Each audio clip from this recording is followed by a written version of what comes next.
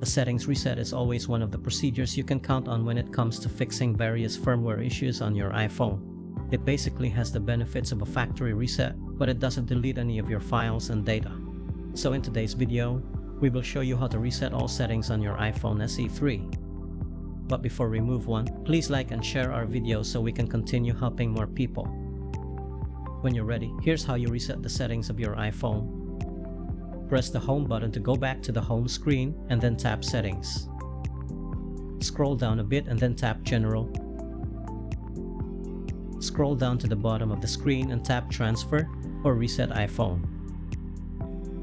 Tap reset at the bottom of the screen to view all the other reset options. Now tap reset all settings, which is the first on the list.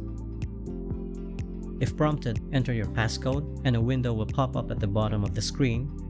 Try to read the information to learn more about the settings reset. Tap reset all settings to proceed. Now tap reset all settings again to confirm. The reset will take less than a minute to finish and your iPhone will restart after that. Once the reboot is complete, you can continue using your iPhone as before. This time, you might notice it is faster and smoother than before. We hope that this tutorial can help you. You may subscribe to our channel to support us or click one of our videos to continue watching. Have a great day.